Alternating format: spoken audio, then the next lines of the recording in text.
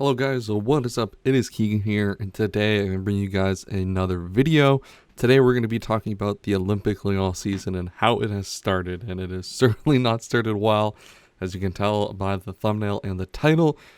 First, before we get into that, make sure you guys like the video, subscribe if you are new, leave a comment down below at the end of the video. Let me know what you guys think about the current situation at Lyon. It's been a little bit of an interesting one to start the season. It's been pretty terrible start game-wise, and the transfer policy has left me at least concerned with where we are going forward. The game in the background actually is a team I built for a FIFA career mode tips Twitter account, their Discord, I think that's what they're called. I'll put their Twitter as a photo up on the screen now. But they did a challenge. They do challenges every once in a while. This is the team I built partway through. By the time I got this far, and this team's like 4 or 5 seasons in, I actually ended up not being able to win the challenge to win the Champions League with this team. I just could not get promoted for the life of me with this team. So you get to see a little bit of gameplay of that. Show some other teams that I've built. Kind of watch me see actually play a full game as well.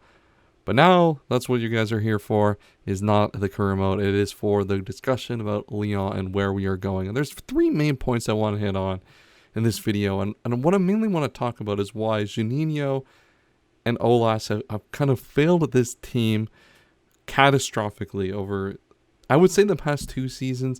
But there are plenty of instances we could go down the list over the last 5 or 6 years where the mistakes we have made have been extremely detrimental to the team and have led us to the scenario where we're in now, where we've got 1 point out of 6 to start the season, and really no signs of improvement look to be coming for this team. Obviously, everybody's struggling out of the gate in Ligue, so we're not too far off the mark.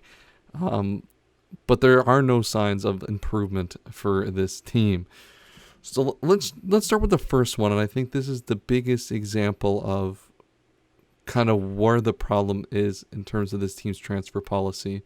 So Anthony Lopez is currently the goalkeeper at Lyon this season. He had a really poor year last year by his own standards. I wouldn't say the reason that we finished 4th instead of the Europa League by 1 point, but he certainly wasn't a big reason as to why we were at the top of the table.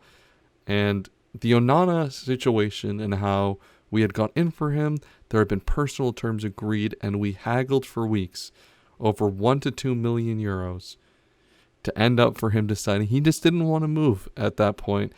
Pulled out of the deal entirely, and now it looks like he's going to Inter Milan on a free in January. And potentially, if we would have copped out the money, he would have decided to go to Inter in January anyway and not come. But the fact that we let that fester and we weren't committed to the player the entire way through over a couple million, it feels like an Arsenal fan sometimes talking about stuff like this. It shows a lack of commitment to the player that we're actually interested in bringing him in to the team, that we're only willing to spend 5 million instead of 7 million to bring him in. I understand that there are concerns with the transfer ban, with the doping ban, and how long he'll be out, and how the Africa Cup of Nations, you'll be gone for that as well. But with Lopez's contract coming down, this would have been the perfect opportunity to bring in Lopez's replacement and ease him into the squad as Lopez moves on, either next year, which I'm pretty sure his contract is done after this season. But now we're in a position where we don't have Onana. We've committed basically to not playing Lopez for the second time his contract's run down. This has happened. And it looks like this is a problem we've kicked down the road again. And that's a common theme we're going to talk about, kicking the can down the road with our problems. So that one, I think, has set a real bad taste in my mouth. And it's kind of set the tone for this entire transfer window, where we've only signed Henrique, who is, quite frankly, a terrible signing. There is no justification for this signing whatsoever. He is a terrible defender, and it just he doesn't add anything that Melvin Bard wouldn't have. And we've managed to sell Melvin Bard replaced with Henrique, which I honestly don't see the logic behind that in any way whatsoever. I think there is part of it that Juninho wants this to be his team that he has built, and he's going to sacrifice too many young players, too many young talents that were here before him to make this his own team, as well as Damien De Silva, who could turn good and, provide some value to this team as, an experienced defender. But experienced defenders is not exactly, the word people want to hear nowadays. That was one of the main reasons Marcelo is still under contract. And to think that we could have sold Marcelo to West Ham for 20 million and bought Ruben Dias in that window. And the fact that once again we haggled over a release clause, we wouldn't spend the extra, I think it was 5 to 10 million for the release clause. And look at Ruben Dias now, one of the best defenders in the world. Obviously still a lot to prove, but his season last year at Man City was class.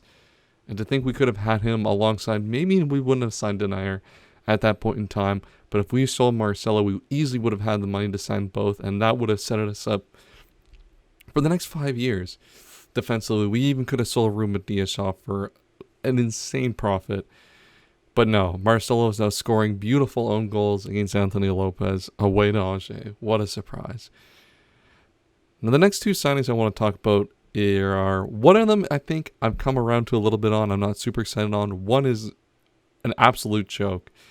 We'll start with the joke first. Lewin Kurzawa. Under what justification does a Lewin Kurzawa transfer make sense?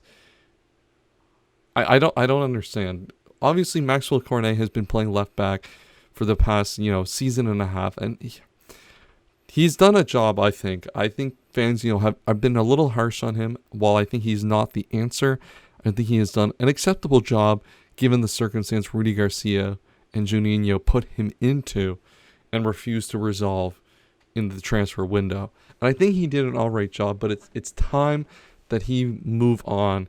And I think it's time that we bring in a better left back, a true left back. And what worse of an option could you have come up with in the entirety of the transfer market than Lewin Kurzawa? Defensively, probably even worse than Cornet. Honestly, we've managed to find a player available that is a worse defender than Cornet. Not to say that Cornet is a bad defender, but certainly not one of his primary characteristics. And attacking-wise, is he even as much of a threat as Cornet, honestly? At least Cornet has value as a reserve player to play on the wing, or at least as a substitute. He can come off and change the game and attack. And we've even seen him in the last few seasons do that still. So it makes no sense to me, and it shows that the board, I don't know if Juninho doesn't know what he's doing, if he's out of his depth, or if Aulas just is so unwilling to spend money as a result of COVID and the resulting issues coming from the TV deals in France, that this is the level of players we have to bring in. Let's remind ourselves that Memphis Depay left on top of all of these errors that were previously in the squad. The left back position has always been a problem. The center back position has been a problem. And the wingers, as we'll get into, have always been a problem. None of these problems have been fixed while Depay was here. And now with him gone, we haven't even replaced him. And as you can see, these errors are just compounding upon each other as we, don't do enough to fix them as they become issues. Now, the winger issue is looking like one we actually are going to get over the line and resolve. It looks like Xherdan Shaqiri is actually coming in from Liverpool for around about 6 to 8 million euros, I think, is the fee that is going to likely get it across the line. And I think overall, I was not very high on this. I think Shaqiri is a good player, but I don't know if he's necessarily that sort of pressing winger or that high energy winger that would fit into Peter Bosch's system.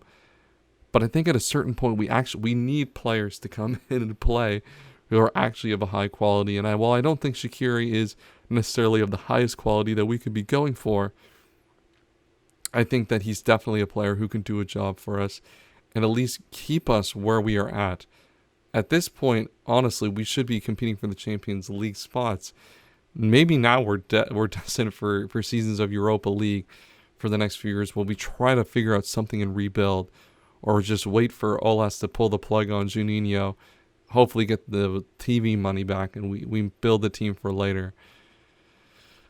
But, there's a lot of bad news. What are the positives that we can take from this? Lyon played 2 games, were absolutely dreadful today, the day I'm recording this, against Angers. And the transfer market looks to appear that nothing really is improving anytime soon.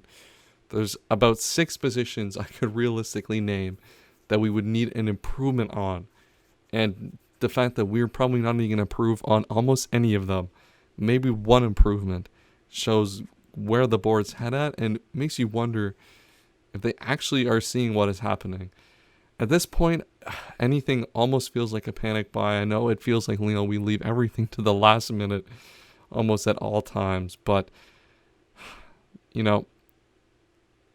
there's a lot to be concerned with, and I think that there's been question marks with Juninho already. Paqueta and Guimaraes have been great signings, but past that, what out of all the signings Juninho has made, what signings have been good? We've let Guerreri go out, Melvin Bard go out, and Nice are doing great, and they look to be a threat, honestly, for those Champions League spots this season if they keep playing the way they are. And now we look to be potentially, if things don't improve, as a team that might have to accept Europa League again or play another season without Europe. Let alone we're talking about the league. We're not even talking about whether we can compete in the Europa League. A competition, mind you, that they think they can make at least the semifinals in. And with the team as it is now, we'd be lucky to make it out of the group stage of the Europa League, to be quite frank. So far in the transfer window, I hope I have something better to report on in the coming weeks. But to me, it's a big F from Juninho and Aulas, and I think Juninho is going to have to answer for it with his job. He should have with the Rudy Garcia thing. Rudy Garcia should have been sacked. Juninho should have been sacked going into the start of last season.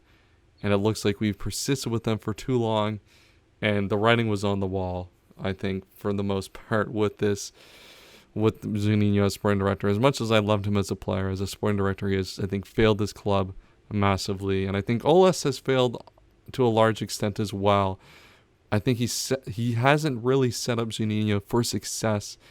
I understand, as always, financial situations make things more difficult, but I think there are certain things as the owner you have to prevent from happening to your club, and I think that the transfer of Guerreri, the transfer of Melvin Bard, two of them which were unnecessary mistakes, and the signings of a player like Henrique, there just is no logical explanation for these moves, and I think they're going to cost us in the next 5 years or so at least, unless we can, miraculously, turn some of these players into a big fee. We're not even going to get a big fee for Aouar at this rate, let alone, any of our other players. But that's all I have for today's video, guys. If you guys enjoyed, make sure to leave a like, rating, and subscribe.